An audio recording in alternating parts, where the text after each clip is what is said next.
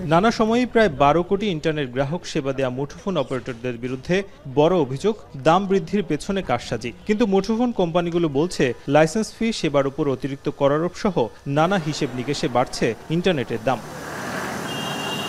এমন প্রেক্ষিতে অন্তর্বর্তী সরকারের সময়ে আইআইজি ফি, এনটিটিএন অপারেটর সহ বিভিন্ন লেয়ারে দাম কমানোর সিদ্ধান্ত নেওয়া হয়। এতে দেখা যায় শুধুমাত্র সামিট, ফাইবার অ্যাট হোম, বাহনের মতো এনটিটিএন সেবাদানকারী প্রতিষ্ঠান ইন্টারনেট সরবরাহের উপর প্রায় 15% দাম কমিয়েছে। তবুও তার তেমন প্রভাব নেই ভোক্তা পর্যায়ে। বৃহস্পতিবার বিটিআরসিতে বিশ্ব টেলিযোগাযোগ ও তথ্য সংঘ দিবস আয়োজিত সংবাদ সম্মেলনে প্রধান উপদেষ্টার বিশেষ সহকারী বলেন, মোবাইল অপারেটরগুলোকে নানা সুযোগ সুবিধা দেওয়া হয়েছে, তাই ইন্টারনেটের দাম না কমালে তাদের বকেয়া পাওনা সহ অন্যান্য সুবিধা প্রত্যাহার নিয়ে সরকার কঠোর অবস্থানে যাবে। দাম কমানোর পর্যাপ্ত রেগুলেটরি এবং বাস্তবিক উদ্যোগ নেওয়া হয়েছে। স্টেক হোল্ডাররা পার্টিসিপেট করেছেন, যারা এখনো পার্টিসিপেট করেন নাই তাদেরকে পার্টিসিপেট করানো উচিত। আর যদি তারা আমাদেরকে ওখানে কোঅপারেট না করেন তাহলে তাদের সাথে আমাদের যে দ্বিপাক্ষিক যে নেগোসিয়েশনগুলো আছে সেই নেগোসিয়েশনগুলো আমরা আলোচনার টেবিলে আনবো। আগামী 1 জুলাই থেকে আইএসপি এবং আইআইজি পর্যায়ে ইন্টারনেটের দাম 20% কমবে বলে আশা প্রকাশ করেন তিনি।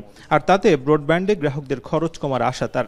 1 জুলাই থেকে এই যে আইএসপি এবং আইআইজি পর্যায়ে দাম কমানোর যে 20% দাম কমানোর, বুক ভ্যালু থেকে দাম কমানোর যে উদ্যোগটা বিটিআরসি, সেটা 1 জুলাই থেকে বাস্তবায়ন হবে। তো আমরা আশা করি সে মতে বাজারের দামটা কমে আসবে। লাইসেন্স ও পরিষেবা খরচের কারণে ইন্টারনেটের দাম বেশি দাবি করে বিটিআরসি চেয়ারম্যান বলেন, ভোক্তার নাগালের মধ্যে আনতে কাজ করছে সংস্থাটি। আমরা এখন চেষ্টা করছি, ডিডব্লিউডিএম এর যেটা ছিল রেস্ট্রিকশনটা আমরা অলরেডি তুলে দিয়েছি।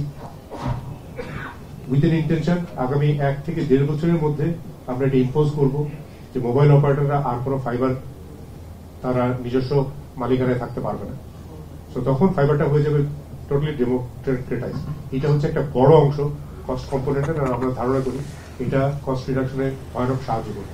বুধবার বিকেলে প্রায় 40 মিনিটের জন্য সারা দেশে গ্রামীণ ফোনের 4G ইন্টারনেট সেবা বিঘ্নিত হয়। এর ব্যাখ্যা চেয়েছে বিটিআরসি। তাজবুস সাকিব, এখন ঢাকা। লিলি হালাল বিউটি সোপ, বিএসটিআই কর্তৃক সনদপ্রাপ্ত দেশের প্রথম হালাল বিউটি সোপ, দীপ্তিময় উজ্জ্বল ত্বকের জন্য।